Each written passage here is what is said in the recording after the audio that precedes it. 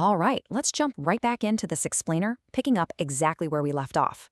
We are stepping onto the darkest, highest stakes corporate battlefield of 1980s India. If you thought the maneuvering we saw in previous chapters was intense, trust me, you haven't seen anything yet. Welcome to the Great Polyester War. It's honestly staggering when you think about the sheer scale of this conflict. What started out as a rivalry over synthetic fabric chemicals completely snowballed. It escalated into a massive industrial dispute that shook the Indian government to its very core. It started in the factories and the yarn markets, sure, but it absolutely did not stay there. It spilled over into the press, the courts, the investigative bureaus, and eventually right into the halls of Parliament. Part 1. The Battle for Polyester. Let's set the stage. To really understand this war, we first have to understand the prize. Why polyester? Well, in 1980s India, the consumer was just incredibly hungry for this stuff. It was the fabric of the future. It was cheap, it was practically indestructible, you didn't have to iron it, and it blended seamlessly with traditional cotton. But here is the massive catch. Producing it was strictly throttled by government licensing. That artificial scarcity meant that whoever controlled the raw materials to make polyester basically held a license to print money. And this perfectly illustrates the tactical terrain of our war. You see, you couldn't just magically weave polyester out of thin air. You needed specific petrochemicals. Think of them as two competing recipes. First, you had DMT. This was the older, established chemical pathway. And then you had PTA. PTA was the newer, much more advanced alternative that gave a better yield, but it required some seriously sophisticated purification equipment. Whoever's chemical won the market was going to dictate the entire future of Indian textiles. Part 2, Titans Clash, Ambani versus Wadia. And man, what a clash this is. The contrast between these two is just fascinating. This wasn't merely a battle of chemicals, it was a collision of profoundly different personalities. On one side, you have the aristocratic, old-money establishment of Nusli Wadia. He was the chairman of Bombay Dyeing, a company with prestigious 18th century roots, and he was banking heavily on the older DMT chemical. On the other side, you've got Dhirubhai Ambani, the self-made mastermind behind Reliance Industries, new money, street smart, rapidly expanding and aggressively pivoting all his factories toward the newer PTA chemical. Now, every good war has an origin myth, right? According to widely circulated corporate legend, and I want to be super clear here, this is reported media lore, not a proven fact. Wadia supposedly snubbed Ambani back in the early 1970s. The story goes that Wadia kept Ambani waiting in his office and then just flat out refused to do business with him.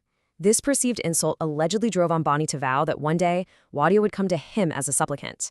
Whether it's actually true or simply a media invention, it definitely added a bitter, highly personal flavor to their corporate rivalry. For Nusli Wadia, securing his weapon of choice was an agonizing, drawn-out process. He faced a multi-year bureaucratic nightmare just to get his DMT plant up and running. He applied way back in 1978, but thanks to severe government red tape, it took until 1981 to even get the license, and until 1985 to actually start production using a secondhand plant imported from America. This massive delay exposed a critical vulnerability in his strategy. But while Wadia is tangled up in all that red tape, Reliance executes a rapid tactical maneuver. Dhirubhai Ambani aggressively shifts his operations to use PTA. He somehow secures incredibly fast government approvals for his own massive PTA plant. By leaping straight to this newer technology, Ambani's goal was to bypass the need for Wadia's DMT entirely, positioning Reliance to absolutely dominate the petrochemical chain from start to finish. Which brings us to Part 3. The new regime's crackdown. Just as the battle lines were drawn, the battlefield itself completely transformed. Following the tragic assassination of Indira Gandhi in late 1984, Rajiv Gandhi became prime minister. He promised a cleanup of Indian politics and brought in VP Singh as his finance minister. This new regime implemented a terrifying carrot-and-stick approach.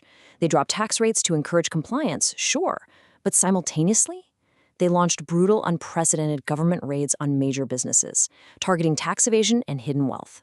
Nobody was safe from Singh's inspectors.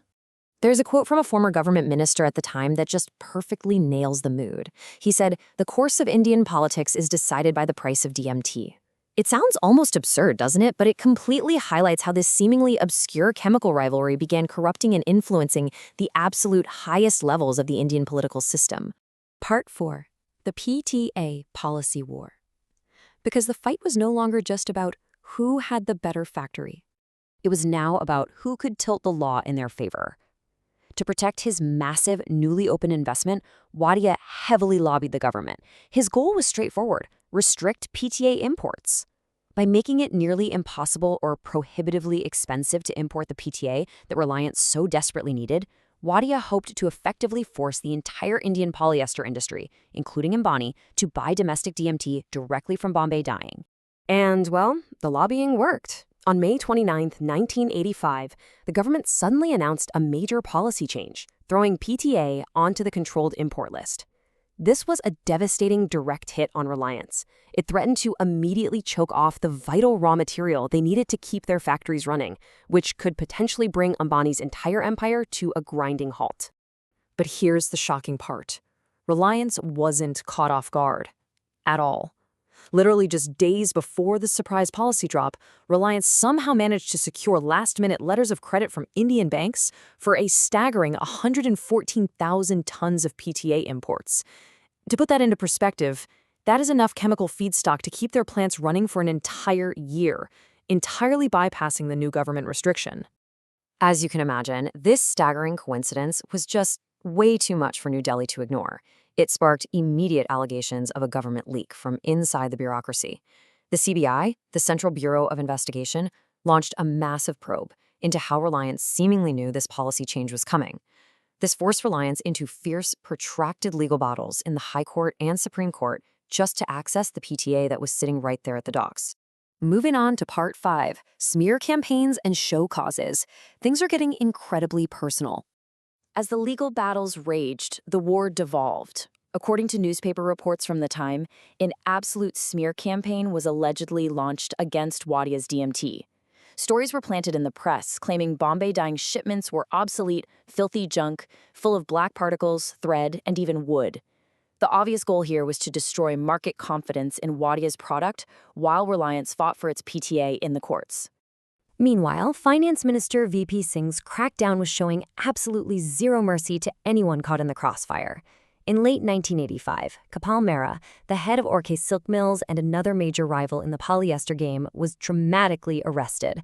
He actually spent the Diwali holidays in jail over an alleged 15 million rupee duty evasion. The government was basically saying the gloves are completely off.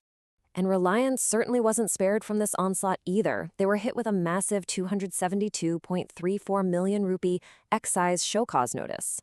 And amidst all this escalating financial pressure, Ambani's empire suffered a devastating internal blow with the sudden death of Rasikbhai Meswani, one of Dhirubhai's absolute most trusted lieutenants. The pressure was just mounting from every possible direction. Finally, Part 6, a national political crisis.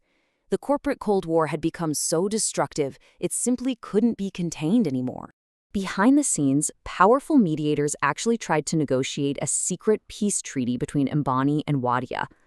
But when that completely collapsed, Prime Minister Rajiv Gandhi took the stage in December 1985. In a stinging, explosive speech, he openly attacked the brokers of power and influence and the industrial empires built on tax dodging and corruption. He was essentially declaring war on the very corporate influence that had defined the Great Polyester War. So, as we wrap up this part of the explainer, ask yourself, is this the end of the Great Polyester War? Or has the battlefield simply shifted straight into the halls of Parliament? With the Prime Minister himself drawing a line in the sand, the foundations of Indian business are literally shaking. The true fallout is only just beginning. Keep questioning how the things you wear might just shape the political world you live in.